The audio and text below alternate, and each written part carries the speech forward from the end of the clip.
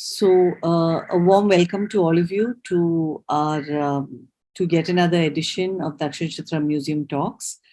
Um, this this museum talk actually began within my experience of an oral history workshop that I did at the Madras Institute of Development Studies, and thinking about what we do at the museum here. I'll just give a short introduction of Dakshinachitra. The Dakshinachitra Museum is now in its 26th year, and it presents the domestic architecture, arts and crafts, folk performing arts, and lifestyles of the southern states of India. Folk performing arts are an important area for us in terms of providing support through regular shows, workshops, and interviews with folk artists. And these are all the interviews we considered as important documentation efforts. It is similar with craftspersons who are also important stakeholders for us. So it was in this background that I had a conversation with Surajit, and we discussed how a well-structured oral history program at a museum or any institution, any cultural institution, can actually broaden our understanding and go beyond the limitations imposed by disciplines and enrich our understanding. So the whole idea is that the oral history archive becomes a trusted and credible research resource within the institution. So that was the genesis of my conversation with Surajit, and we decided on this topic for the talk today. I'll just give an introduction to Surajit as well. Surajit Sarkar is an independent researcher, a curator with the Kerala Museum, Kochi, and a digital storytelling lead at the Asian Heritage Foundation in New Delhi. He's currently a member of the Advisory Council of the Heritage Academy and the Intangible Cultural Heritage Division at INTAC. He's also the Vice President of the International Association of Agricultural Museums. That's something that we will come back to you, Surajit, post your talk.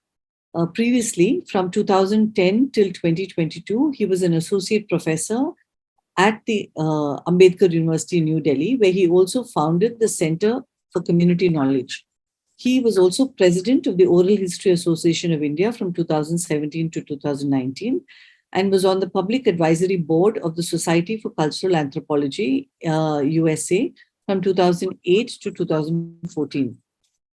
At the Center for Community Knowledge at Ambedkar, Surajit initiated the Neighborhood Museum Program, which conducts annual pop-up community museum and exhibition programs that describe urban and rural Delhi from the perspective of its residents, one neighborhood at a time.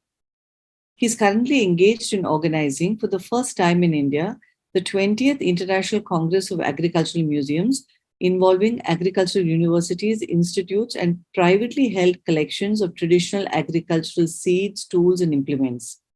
Prior to an academic career, Surajit has worked as a photocopier salesman, a bank officer, a primary school teacher, a film and TV director. As a video artist, he has worked in theatre and dance productions in museums and galleries in India and abroad. So that is the introduction to Surajit, and over to you now, Surajit, for the presentation. Thank you. Thank you and welcome all for being here. I was just listening to my CV and kind of wondering, like, seriously, it doesn't sound like me, but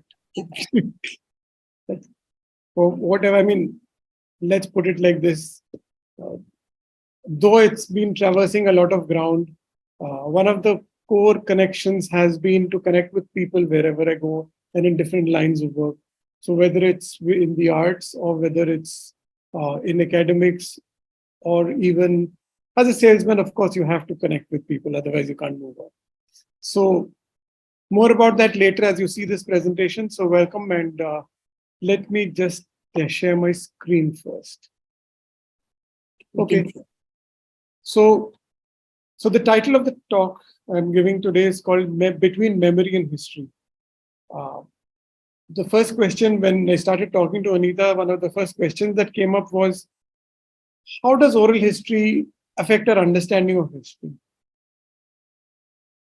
I said, okay, the to me, the most important thing about oral history is something that actually every journalist knows by the nature of their work, is that if you want a story, you have to go and talk to the people who are affected by it. The very act of talking to the person who's at the quote unquote receiving end of a journalistic story that is going to be consumed by us a few hours or minutes or the next day in a web portal or a blog or a newspaper. We are only consuming something. We are only consuming the experiences of somebody that the journalist has gone around to collect. What the journalist is doing is actually he's bringing oral history, he's bringing the spoken word into the whole narrative about what happened somewhere. And that's what oral history is all about. It's about bringing people into history.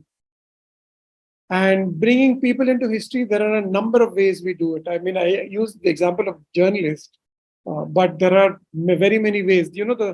This title slide that I have with me, behind it, you can actually make out this was a timeline at one of our neighborhood museums, which Anita was just talking about. In fact, the first neighborhood museum which set up in Delhi.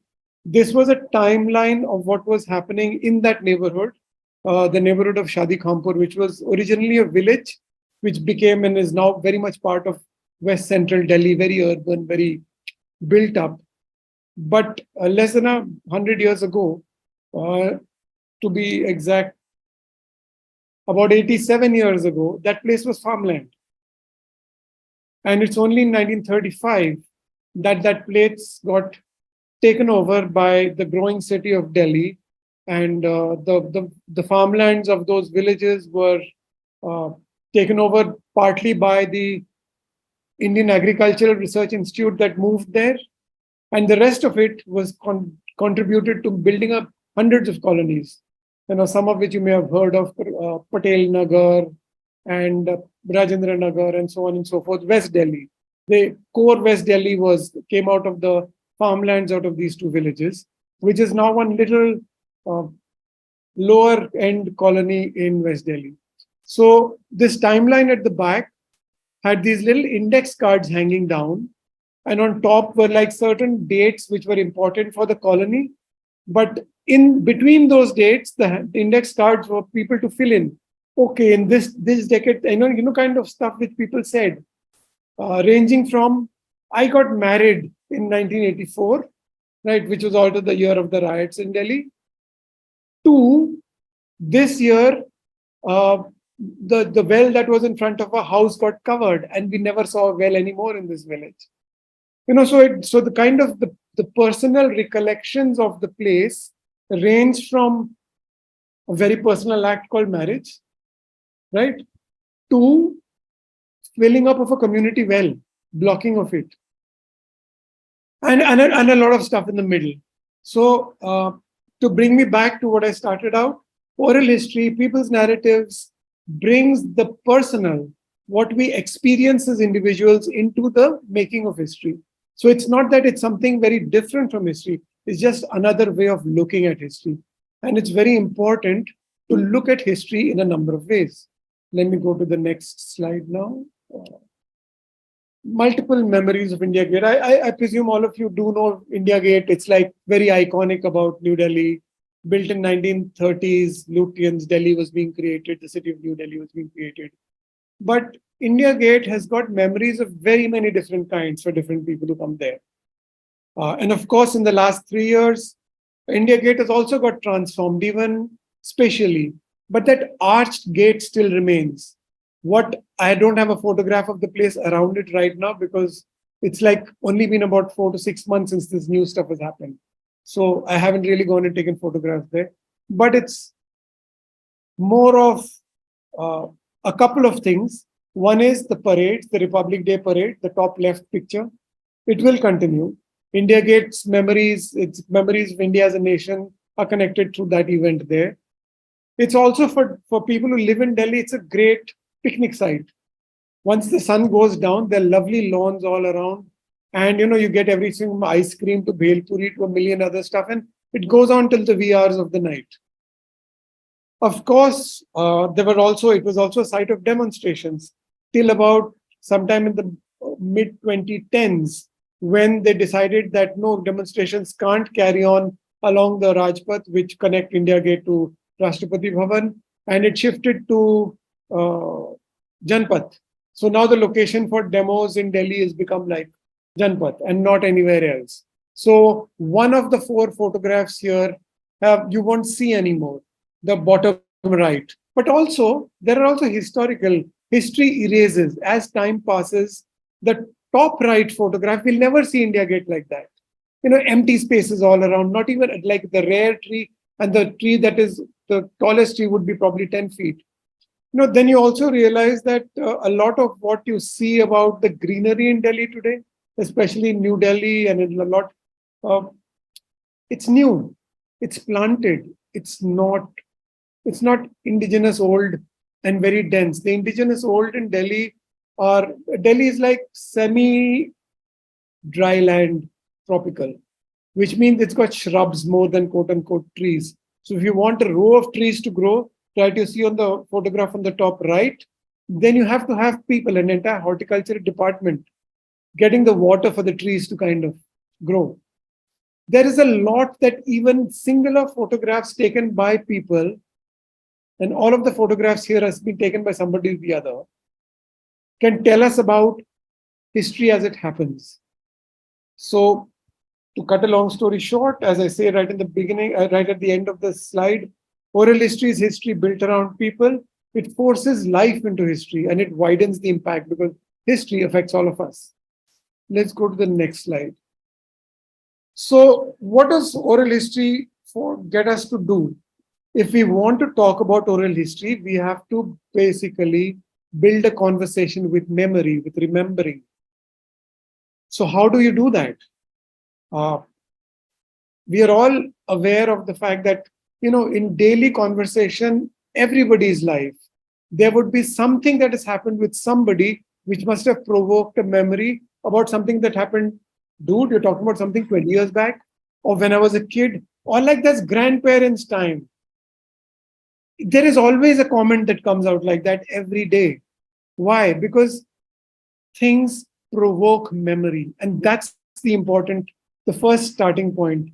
We have to learn how to provoke memory in order to get people to talk. Provoking doesn't actually mean going and shaking people up.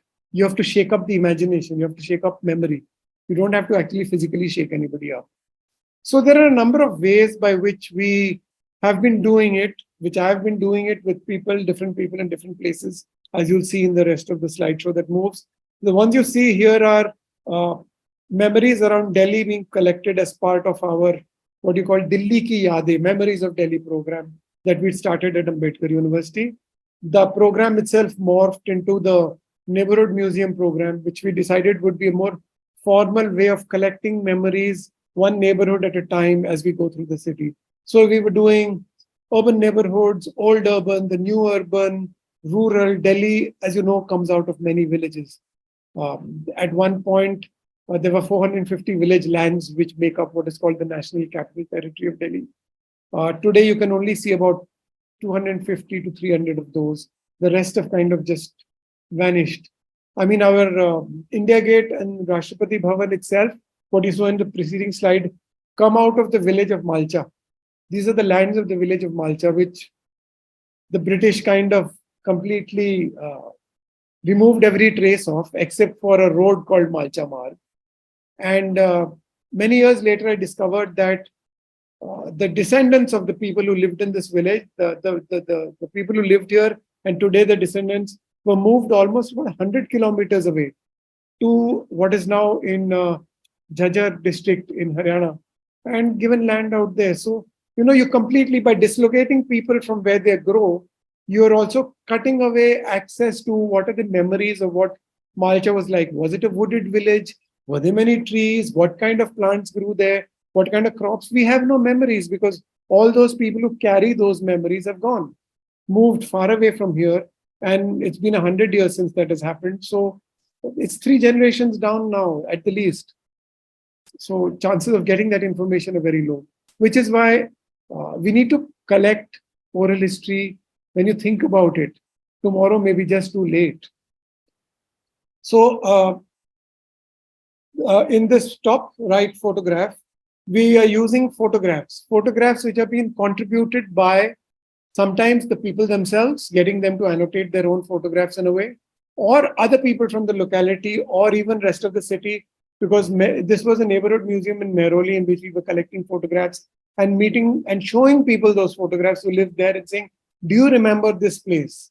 And that's why I've chosen this photograph on the left, because this photograph is of a place that doesn't exist anymore. Today, what has happened to the Phansi Ghar?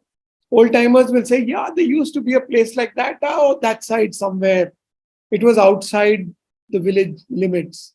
So we remember it was a very rocky area, and a couple of youngsters may have climbed up there, like you see in the photograph on the left, a photograph, post photograph from the 1970s. They've even forgotten when in the 70s this was taken. Because what's happening there now, there's a huge, like it's been given to it's called the Ahimsa Sthal. And there is a big Mahavir, Lord Mahavir statue, a seated posture statue up there. Big one on top of the hill, where this double turreted Phansi Ghar of unknown antiquity used to exist. And it's only through conversations of people we'll get to know what Phansi Ghar used to be about. And then maybe, as I hear somebody saying, wouldn't that be in historical records? Of course, it would be in some historical record. But unless you know where it was located, which only a person who grew up around there could tell you, you'll be able to say, okay, I need to look at a Phansi Ghar, quote unquote, monument on the rocks on the east side of Mehrauli. And then maybe you'll find what it was called in a revenue record somewhere. You know, sometimes when a place disappears, revenue records are of no use because they don't talk about places that disappear. They can only talk about a place as long as it exists. After that, it's like just a number. Find out for yourself what it is. Okay, let me go to the next slide. So to facilitate conversations with memory, here are a few other ways that we've used in Delhi. Top left is this photograph, the first village history museum that we had created in this village of Gumanheda on the far west of Delhi, beyond what is now called the Najafgarh Canal, which used to be the Sahibi River, which I didn't know and I discovered when last year I, with a group of student interns, we were going around talking to people about what they remember about this place. And I'm not sure if you're aware of it, but Delhi is like between the Aravalli Hills and the river Yamuna. It's a little bit of flatland, right? So west means you're close to the Aravallis and it's rockier. And the streams from the Aravallis flow down from there and become tributaries of the Yamuna. So near this river, near this village of Gomanheda, was this, what the old timers called Sahibi Nadi, the Sahibi River, and people in their 40s and younger called the Najafgarh Drain. And that's when you see how a river becomes a drain, even in memory. It also depends upon who you are, how old you are, and therefore how you recollect it. So then when we got a kind of a sense of the time period, the age of the people who were continued to call it the river, and this I think could be of use in other places as well. We asked them, what is your last memory of the place as a river, of what you now see as the drain, as the Najafgarh Canal? They sort of, people do still catch fish here. Actually, it is one of the few last points in Delhi you can catch fish because it's still a bit of a river. You go like about 4 kilometers downriver from here, there are no more fish. Then the fishes come in only in the main Yamuna, not in these side tributaries, because they've got all the domestic waste, industrial waste coming into it. And memories that came out in this Gomanheda exhibition were about things like having to carry your cycle on your head and cross through the marshland to get to the bridge that crossed the river that took me to school. You can't imagine a situation like that around Delhi today, except this year where a lot of Delhi got flooded. And people just stopped going to school. They actually shut down schools. But be that as it may, I'm moving very far. So photographs, we talked last time. And now in one of the 10 years ago, when we did the first neighborhood museum at Shadi Khampul, we also, besides collecting these stories and photographs which we made in panels, we collected objects from people's houses. and brought them there and got people to talk about those objects. So one of the objects on the right bottom is a pair of chappals. It's the last leather chappal made by a family of Dalit leather workers who used to live there. They don't work on leather anymore. They've kind of upgraded themselves. They're professionals, they're activists, they do all kinds of things. But they've kept this chappal because, as the father, the patriarch of the family today, who's probably in his late 50s, says, is the last piece of chappal that I made. And I thought I won't sell it, I'll keep it just to remind myself that this is where I started out from as a leather worker, as someone who made this kind of stuff and sold it. But people have other ways of talking about memory as well.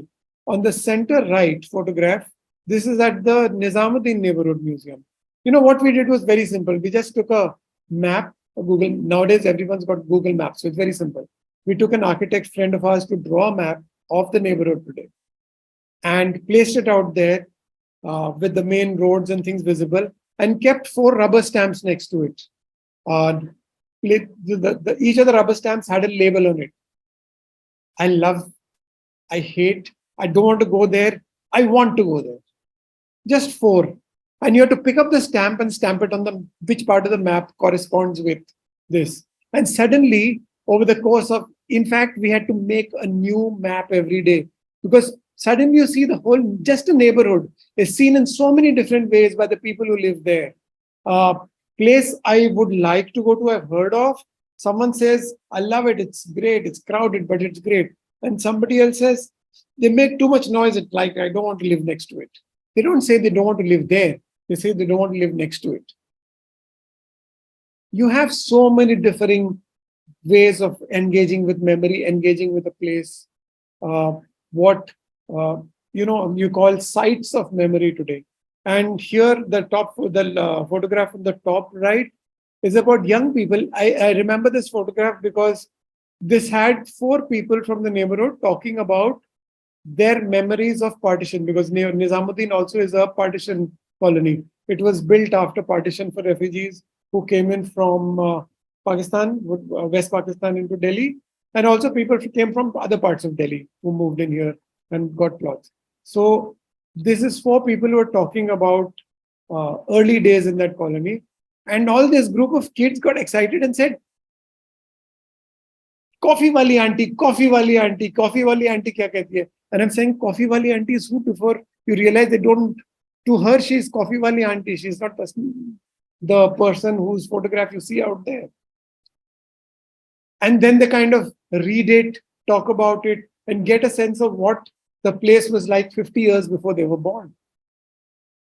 There are also conversations that happen after. Let me move on. So, to summarize, oral history is a tool to understand history. History making, like in that note I had circulated, is a process of reconstruction of time, of history itself. We make history by, remembering certain things and stringing it together. We may say there's a kind of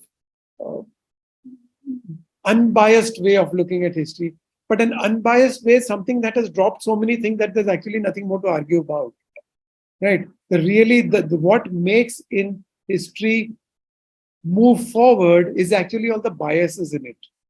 And it's important for us to know what those biases are. We don't have to agree or disagree, but you need to know, and then you make up for yourself what it is. So it's a analysis of oral testimonies, is the use of sayings, even words, even interviews. A lot of things we we talk about in the act of speaking, whether in song or whether in talking like I am today. We are commenting about our surroundings, about our life, about our memory. And as historians, one of the jobs as an oral historian is to actually grasp what people are saying about memory and note it. So that when we put all those kind of annotations about memory together, you get a very different picture emerge. A picture that is drawing upon people's own memory and experience to talk about a particular place or thing. The book on the right, Afghanistan in the years of the Taliban and the period in the middle, and now the Taliban again, because India is like a non-Islamic state. So people who were kind of feeling like it was difficult to live there in an Islamic state or in a theocracy, wanted to move out, and a lot of them came to India. And Delhi often became the nearest big city with a big airport, international airport, became the first port of call. So there are two or three big Afghan colonies in Delhi, and as our one of the acts that we did in Delhi was to kind of to give Delhiwalas a sense about what is this diaspora. We said instead of going into the complicated histories about diaspora, because they're coming from different parts of Afghanistan, it's all different stories. Can we talk about the diaspora in 25 words as a primer, as a like a child's primer? You have a primer for adults which describes the diaspora. So it was like 25 words ranging from afsos, sadness, to Afghani chai, which is so different from Indian chai that the Afghanis say that people here in Delhi don't know how to drink it. So they ask us, what do we have to do with this? So the words are really wide. And one of the words, not surprisingly, is Facebook. Because Facebook is central, the social media and connecting to a global diaspora, people across borders, across the globe.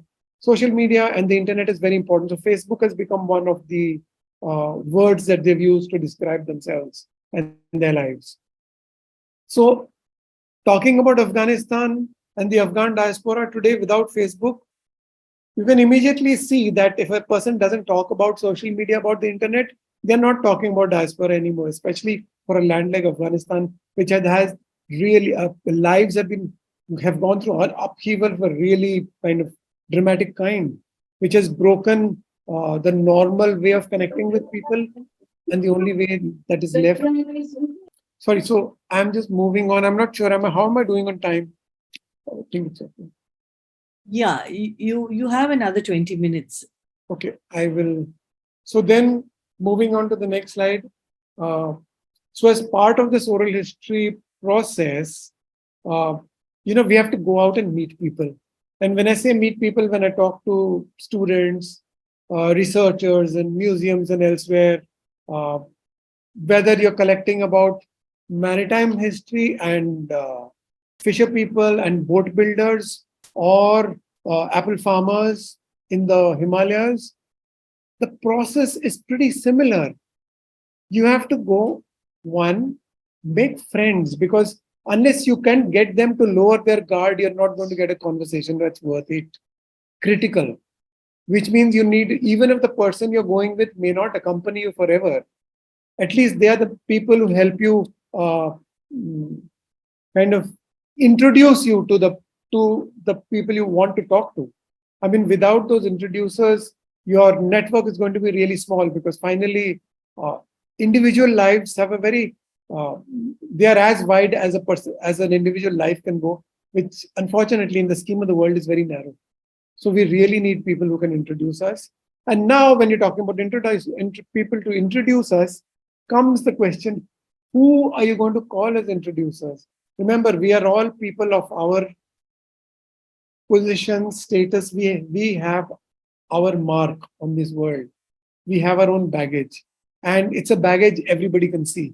Most of it, in fact. It's only, you have to be a really sharp in camouflaging yourself for people not to understand who you are. And then for oral history, that itself is a problem, because many people do not want to talk to people they can't understand. They have to find a way to figure out who you are. So, as an oral historian, unlike a historian, one of the things I would always suggest is, if I want to collect personal narratives to gain insight about people, I have to give people intimate personal stories about myself also. Only then a sense of equality in the sharing will emerge. If people don't see me, A, be willing to share about my own life, and B, and very importantly, you also have to be aware of what their life is about. I mean, you can't go to Kinnor in upper reaches of Himachal Pradesh and say, There's a lot of snow around here, isn't it? And what do you do to farm? Hello? If you please don't ask questions as basic as that, because immediately people get a sense there is no sense of seriousness in this person's conversation.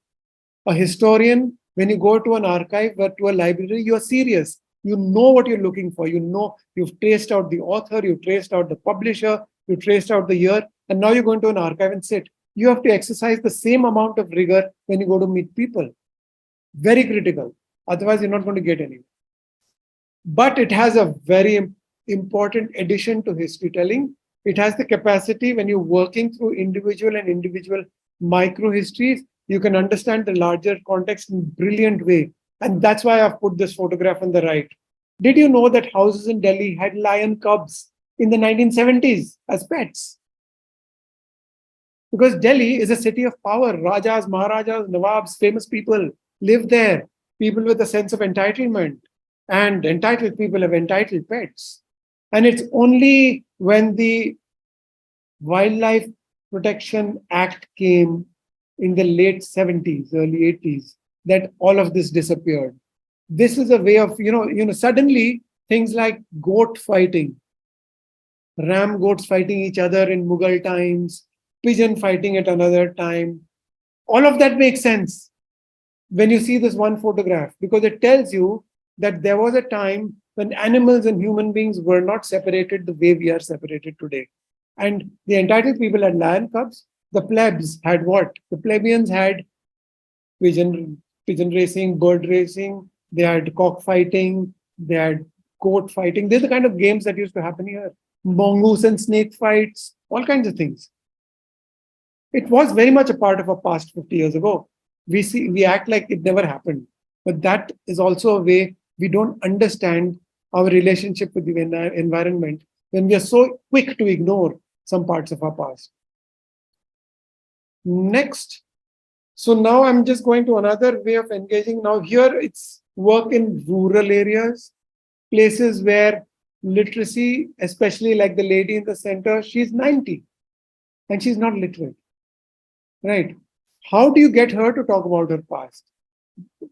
Pulling out a photograph of that place. It's a village in central India, very few photographs. And if any photographs do emerge, even 20 years ago, would be some administrative type photographs of like in the floods or in the drought or trees being cut or something like that, or a road or surveying a road to be built or something like that.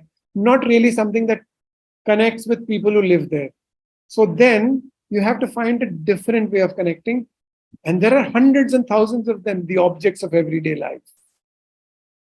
Objects of everyday life and also objects which are not of everyday life. But here I'm choosing for farming families something called, before we had the kilogram and gram, we had measures of weight. Different parts of the country, there were different names for it. In this part of the country, it was called pi and sei. The sei was the smaller one, the pi was the bigger one, which equal to, there's a term called man, if you remember, which equated to some amount of kilograms. I think it's 2 or 3. And these, in different parts of the country, the pi would be equal. So many pies was equivalent to a man. So a volumetric weight became like a gravitational weight or a physical weight, if I can call it that. And there was a correlation between the two, in which the trader and the weighing balance at the trader was where the connection was made between these two forms. But that's about weight. I'm talking about the object itself. When you see the photograph at the bottom left is a wooden pie, and the house that gave it said we've kept it because it's the oldest one and it's 4 generations old. So I estimate it's anywhere between 100 to 120 years old. So which makes it about 1980, between 1880 and 1900 in that part of the country. Immediately I was interested, what was collected in this? What grains were collected here? What are the memories associated with it? So, and most houses still have these. In urban housing, it'll be like something, rural, that's their ethnic rural part of a family that we've got as a keepsake. But in rural houses, they're often kept in a corner and they always keep saying, why do you keep asking us to pull out all this old junk? We never looked at it for decades. And I said, that's because I want you to look at it now and tell me what you remember of those decades. And then they will pick out very unexpected things sometimes, not just something that measured grain. So they can tell me the kind of millet that was, kodo and kutki, a kind of millets that were very common in central India. Wheat and rice didn't happen, or soya bean, and or even dals. And it's only from our interviews in that area, we can kind of trace how millets began to kind of slow down in appearance in the valley lands from the 1920s and 30s, and to the point where by the 1980s and 90s, the only place you could see millets regularly in these weights, in these scoops, which were weighing measures, were in like the places which were rain fed, which didn't have irrigation and depended on rainfall for water. So there you still see millets of a particular kind, kodo and kutki, in this area. So, memories of not just of farming alone, but also why did this change happen? What happened in your house? And then you can also get to hear the year the plastic buckets came in for the first time and why. It was often not the bucket. First, the pipes came in to water the fields, and then the big drums to store when you had to, in the 70s, when you had to kind of create pesticide to spray, you needed large volumes. So then you didn't want to do it because didn't want to do it in the tanks in which drinking water and water for animals used to collect. So that's when plastic drums or canisters were brought in to do it. So you get this really kind of nuanced view of how rural life has continued over time. And it also tells you ways in which, quote unquote, the Green Revolution made its appearance, which is a big historical fact. But it didn't appear in every house at the same point of time. Even in the same village, it didn't happen in different points of time. Then you get to hear from people why they moved into, farming that, quote unquote, is Green Revolution farming. And you'll hear things like, as I remember still, one person telling me the reason I went into this is because I didn't want to do it. It was too expensive to buy all this stuff. But then everybody around me was using pesticide. So my field was the only one without pesticide. Every damn insect in the countryside came here to eat. And then I had to do it. So the ways people had to face this kind of change doesn't get written in history books. And it's only through oral history you get to hear it. I move on to other objects that, again, I'm using the rural here because it brings in something that this photograph to me, when I took this photograph years ago, I'd often seen men with the plow. I didn't so easily see women accompanying a plow. And I was very curious what was happening here. And then it's because of the seed drill. It's because it's the one time when you plow many times to prepare the land, the men do it. But when the seed has to come in, then it's a woman who's actually releasing the seed.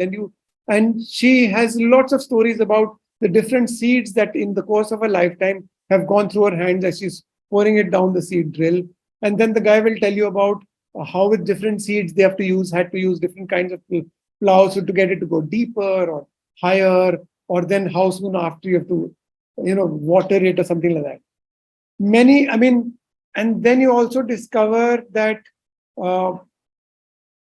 as people move away from the hand seed drills to the mechanized ones, which are now factor driven, then the women have totally gone.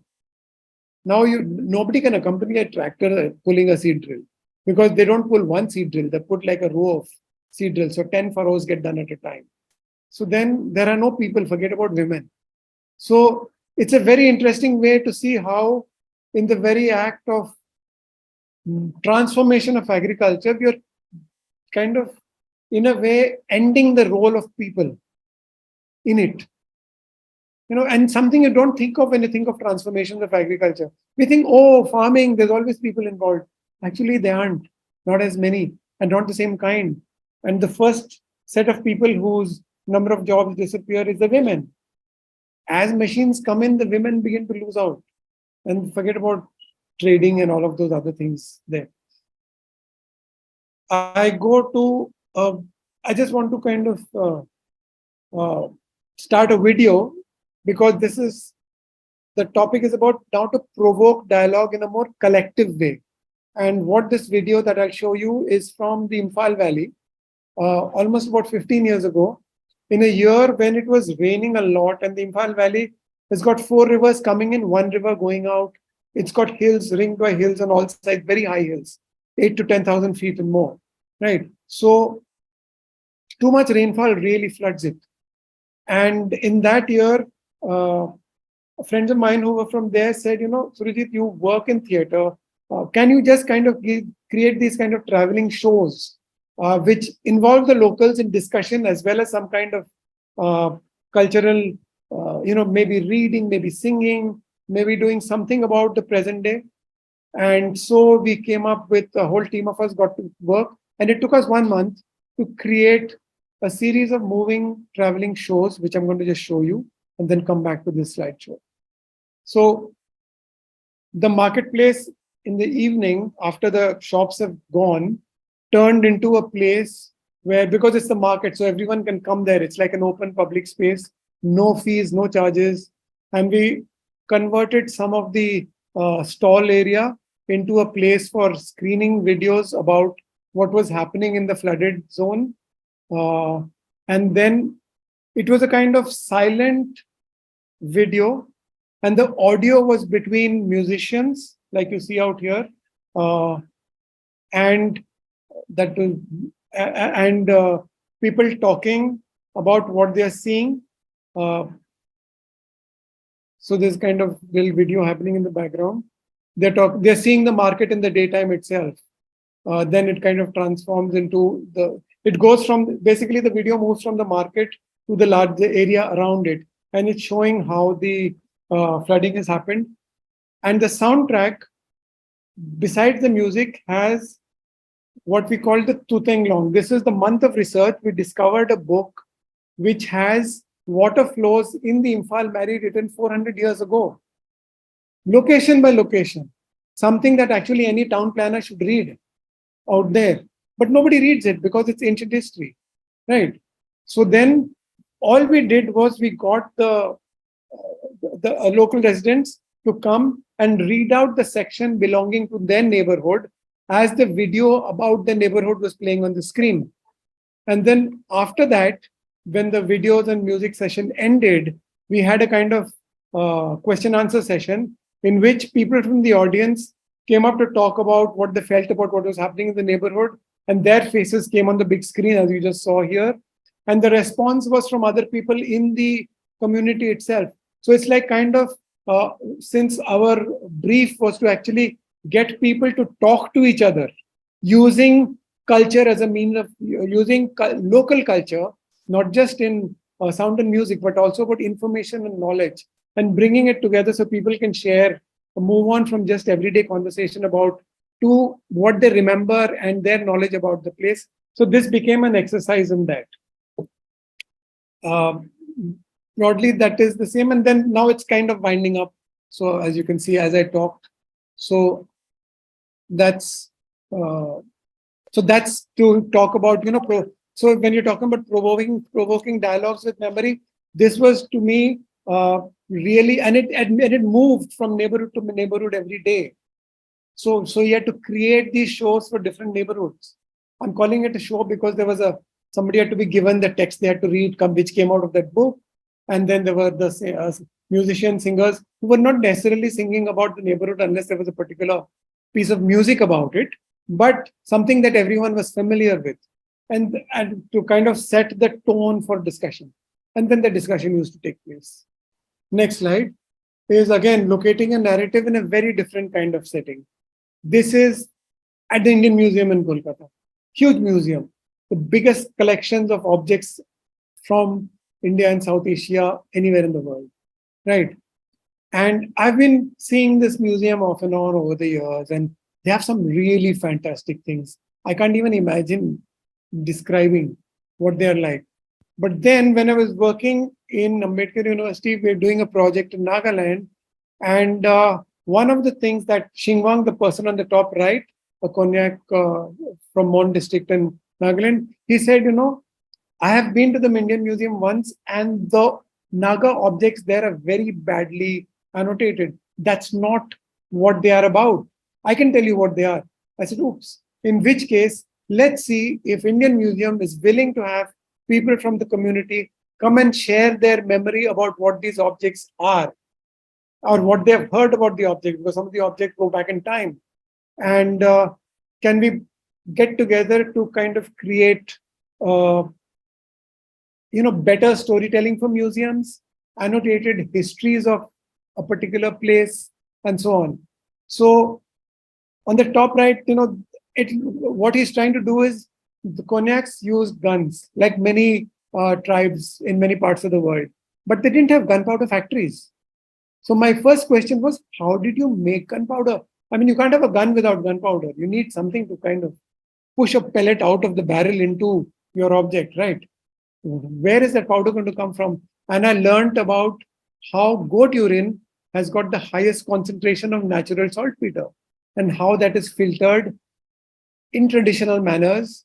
And then, and the dao, the knife is kept at this angle so that the kind of boiled down urine crystals in water shouldn't flow but stick. That's when they scrape up the liquid and it dries into saltpeter, which use for the guns. All very nice. And then I'm saying, but in which case, if it is just goat urine, goats are universal creatures. I should come across a similar thing somewhere else in the world. And fair enough. From North America, from when the Europeans got to North America the first time and needed gunpowder, goats were very essential, goats and lambs. Apparently, they have the same kind of secretion in their urine.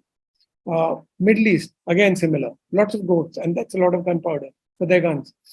And so, and many other things. So the universality of cultures at one level coming out of ecologies, but also about this is something a local history won't tell you, that they'll just tell you about the Konyak had guns and they used to trade the guns, but Konyaks often did not buy traded guns. They were known as a tribe that made their own guns, which means they must have had a source of gunpowder before the Europeans arrived.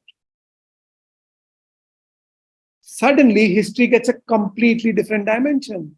Otherwise, gunpowder is supposed to be a largely colonial construct in many of these lands. It isn't.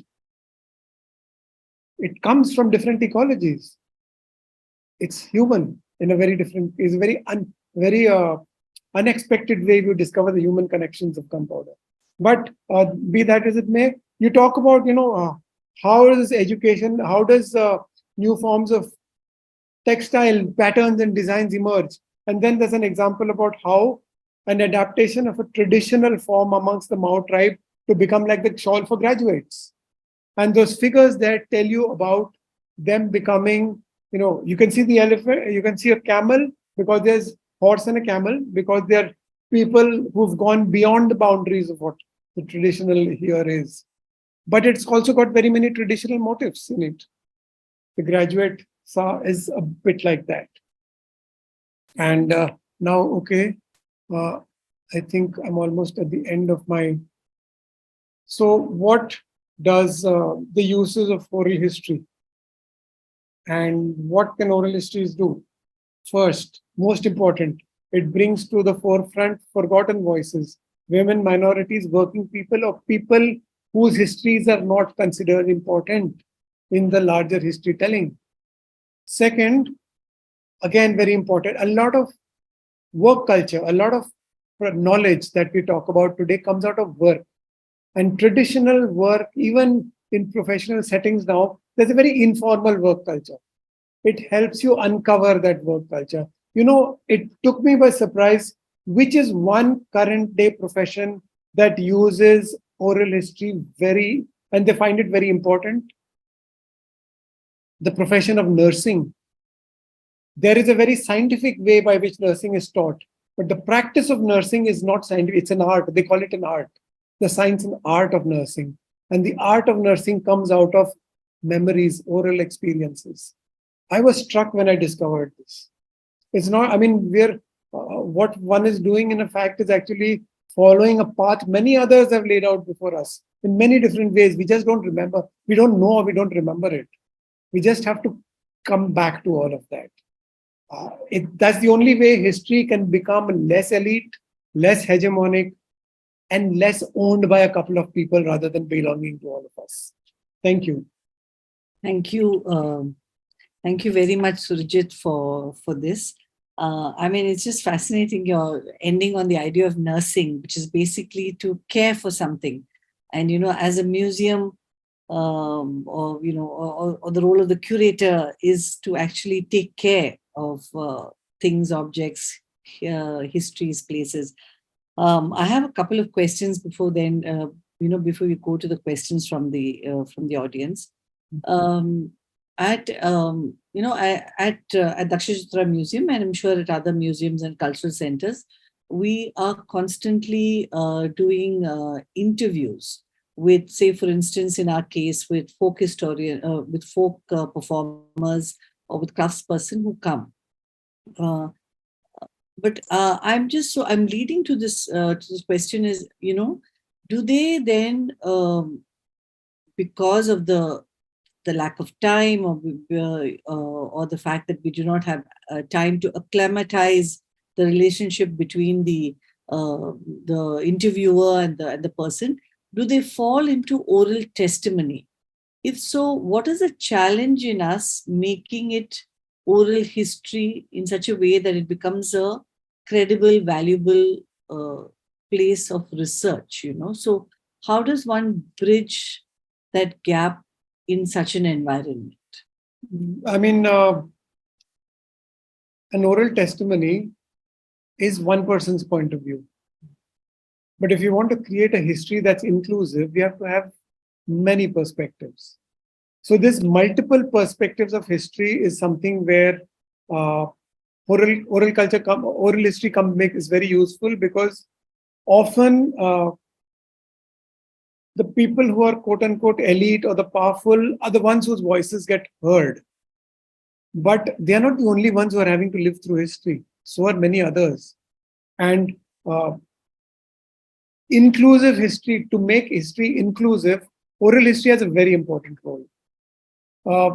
It's like, I would say, to use your reminder of nursing as a profession, to make life is not just a science, life is also an art. There's an art of living. And an art of living doesn't emerge out of one person's own perspective on it. It comes out of multiple perspectives. And then you see, because the moment you see multiple perspectives, you see where some perspectives have worked and some where they haven't. And you also see why they haven't and why they work. So often your question to, they say it happens like that. But if you have all the other views, you know why it happens like that. What makes it happen like that? Important questions for history. Yes. I'm also curious, Surajit, about your work on the community museums. How long did they last? And was it, is it something that the community took ownership of after a period of time? Did it sustain? And what did you see as some kind, because if you did it for a period of time, what could you gauge as the impact of that initiative? Maybe short term, or then sort of, if it's sustained over medium term, then what would you say as the medium term impact of the community museums? It's like it's mixed in different places, have been very different kind of responses to it. In a couple of places, they wanted a second one. In fact, Shadi Khanpur itself, people said, why can't we do it again? Like, I thought this is going to happen every year. So I said, dude, you are the people who live here. You want to do it, you can make it happen. Ask us what to do, how to, like, that one can help. And they actually did. 3 years later, they did another one. Okay. Gumanheda village is converting their neighborhood museum, because there were stories about the village the younger generation had no clue of, because there's, especially today, the last 10 years, this whole, uh, the we are in a swamp of digital material, right? We are swamped by it. So when they got to see some of the pre-digital life in their village, they said, we have to remember this. And so I put, like, one of the things I was kind of very critical was, don't put everything into social media. Do something which you also, there has to be something textural about it, something tactile, something that you can share with people in a physical way. Keep the idea of the oral alive instead of saying, I'll send it from my smartphone to your smartphone. So then now, what they're doing? They're making graphic novels about all, they've got a few people to illustrate some of the incidents that have been talked in those things, and they're making graphic novels out of it for Gumanera. I said, wow. Are they in Hindi, the graphic novels? All in Yeah, I though your Ambedkar University wants to translate it, but it's happening. I know it's happening. So then, so there was some other rural stuff that comes to mind. Piparia, where I actually went first, and where I got kind of struck by, as an urban person going into the rural setting for the first time. I went as a school teacher in a village. I taught in a village school for 4 years. But in the process, I learned that it's very different from me and my life up till now. But in some ways, it's totally the same. They just handle it differently. It's the same issues, just handled differently, given the resources and knowledge that they can pull up, the kind of people they can call to help. So that kind of thing made that the place Piparia, where the farming work in Hoshangabad district. So they did a series of annual, for 5 years they continued, and getting students from colleges, media students, audiovisual people who knew video and stuff, to come to the town. And they said, we will feed you, we will we'll give you a place to sleep, be here for 2 weeks, take videos and make it into films about our place. Every year they did that for 5 years. Okay. They have an amazing archive. What they're doing with it, they still don't know. Okay. I'll just go to a couple of questions that have come. There's quite a few. Maybe I'll ask a couple, Surajit, how to find convergence or a bridge between conflicting narratives or between real and engineered narratives. And so there's also a kind of related question from Raja Rajeshwari. How does memory, a product of personal experience, something that is subjective, be considered in the history of the collective, especially if it is associated with a tangible object? Would you like to answer these two slightly related questions first? So first, oral history doesn't stop at one person. As an oral historian, remember, unless you talk to a number of people, it's not going to make any sense even to you. You'll just get one point of view. You have to multiply that. You have to have many points of view. So when you're talking about conflicting narrative, it's not that it doesn't happen. I mean, there have been innumerable times where one has come across, people, and because we're, like I don't live in that place, but I'm going with people who either live there or are known to people who live there. They usually say something like, this is what I know, and this is what is said. They won't say that this is what I have experienced. It's always that, the mythical the voice. So I'll just say, but that's somebody else talking. Tell me what you have felt when that happened, whether it is a flood, whether it is the first day you went to school, whether your experience with that, your first 3 years in school, which was the game you liked the most. And then you have two different kinds of students. You have, and I'm using as example from school and conflicting narratives. You had the ones which said that the teacher never taught us anything. They used to just come and sit in a corner, and when they talk, they only talk to a few people. And I'm saying, I don't want to talk to the teacher because the teacher is many years gone now. So I need to talk to who his students were. And then you start talking, trying to get to the other students, and you realize teacher was very simple. That teacher didn't understand the local language, the local dialect. Though he came from the nearby town and went an up and down every day. Huh? Because he didn't understand the local dialect, he only taught those students who knew the local dialect. Right? Which means what? That there was a lot of mayhem in that school, clearly, because he couldn't control the class. And when he or she did try to control the class, then it was by exercising power as a teacher, not by even listening to the students. So for most of the students, it was like a time when school was of no use, except for the 3 students who the teacher spent time with, because the teacher apparently was very good at making things with grass. So he taught them a whole range of stuff. And because the others by this time had decided they don't want to sit down with him, they did not even get to realize. And it's only after a couple of months when some of the other students exchanged, talked. The students were from opposing camps. So they never exchanged what they did in school. It took them 3 months to realize that this teacher was teaching them plating with grass.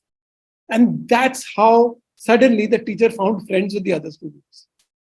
Unless you get this multiplicity of voices, and even if you don't want to do it, it's happening around us all the time.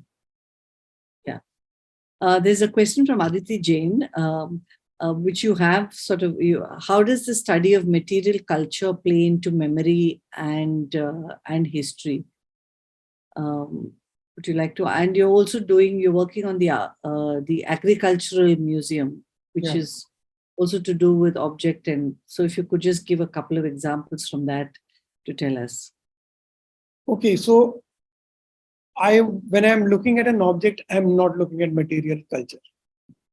Because the moment I use the word material culture, I am seeing all the associations of what that object is. There's a huge baggage of the object. No, I want the experience of the object. One of the most important things about oral history is we want to connect with experience. And for that, stop thinking of it as material culture. Think of it as a material that is used in everyday life. And how did somebody use it? Immediately, memory, history, and experience come together with that kind of question, which is very different from looking at material culture. A study of material culture happens when you have a lot of different people talking about their experience of using a particular material. Then you can begin to generalize about it. Or you have to assume everybody's using it the same way. And there are 2 very different ways of looking at material culture. An assumption that everybody will be using, in which case my India Gate photograph of Lutyens' conceptions of India Gate and how people use it, they're worlds apart. They're not part of architectural history at all.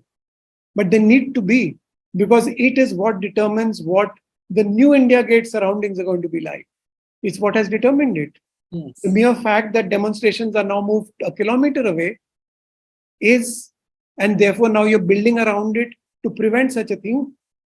It's people's unspoken history that is causing the quote unquote historical record to show that architectural history changed.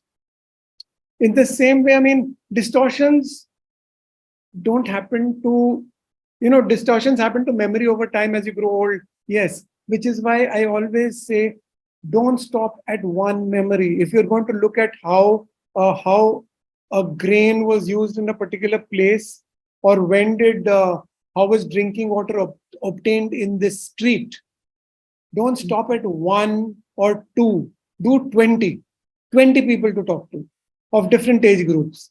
That's the only way you'll get a sense. Distortions come because we limit our narratives, the number of narratives. When you feel you have enough of a diversity, you'll know. When you talk and you start hearing, you know, okay, now they're coming back to the same thing over and over again. Means unless I talk to a very different kind of person, I'm going to get a very similar answer. Then you either find a different kind of person, and if you see there aren't any, means maybe they have moved away from there. The Malcha story I was giving of Delhi and the erasure of places. Yeah. Either they moved away very far, or there is no other way of doing it. But that's the limit. There's a question from Parvati Nair, who's a multimedia and a visual artist. She asks, what do you think is the most effective platform or modality that allows the sharing of such oral histories with the public? What is the most effective platform or modality that allows the sharing of such oral histories? That's a $1 million question. Like, it's something that one is having to engage with all the time, because if you want to talk about oral history, you want to talk about the diversity of oral history, you have to have multiple ways of looking at it. Which means that when people see one, or people read one, or people experience one, they shouldn't think this is the only way. There must be something in that expression which tells you that there are others.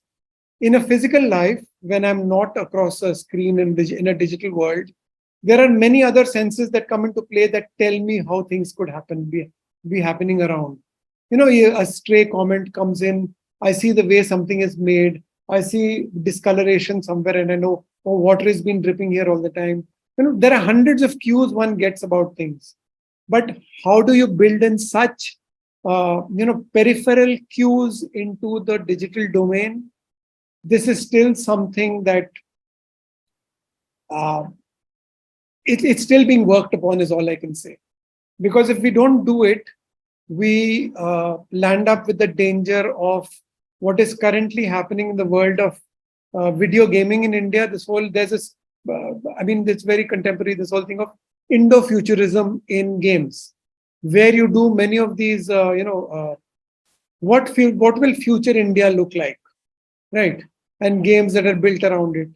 And when I look at it and I'm thinking to myself, they look so monotonal. They look like there was only this way of living India. I mean, they don't even give me a sense of different classes of people. Forget about castes. And even when they try to show the rich and the poor, they are again so monotonal. The kind of the immensity of the diversity that surrounds our cues, oral, visual, tonal. There are so many of them. We have to find ways to answer Parvati's question. I still don't know. I'm still struggling with it, as I'm sure many others are. This is the final question. This is from Anshu Jakar. It's a fairly long question. She says she belongs to a village with a similar landscape as Gumanhera across Najafgarh drain towards Dwarka. But instead of an external person coming in and archiving and documenting, I'm an insider. An archivist who's very much part of the community with shared culture and history. How does one in such cases tries to cope with the bias and not getting carried away with romanticizing? Because she's from the area, maybe there's a... Yeah, and she's what she's asking is, she's very clear that her own position is known to everybody in the village. So there will be a certain kind of response she's expected to and will expect to hear. All I can say is, make friends with the most unlikely people in the village. People you otherwise won't go out of your way to make friends with. It always works. The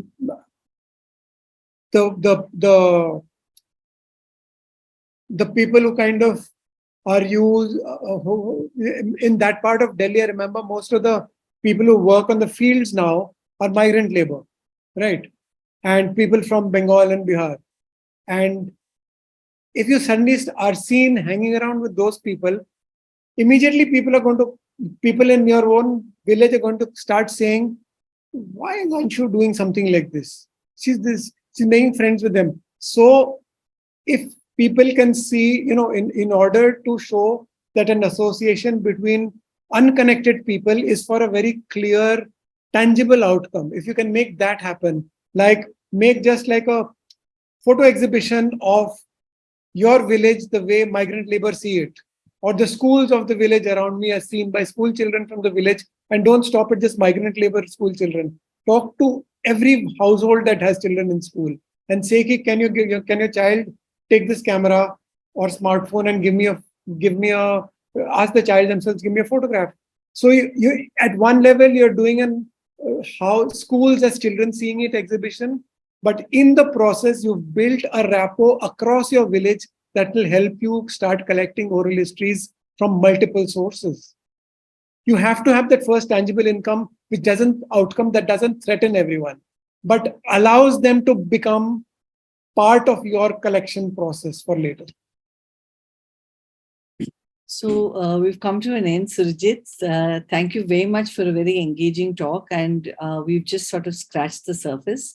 And so there's also a website for the Oral History Association of India, and I think any workshops, if I'm not mistaken, Surajit, is advertised on the website. So all those who want a more rigorous approach and want to know more can reach out to Surajit or also keep track of the Oral History Association website.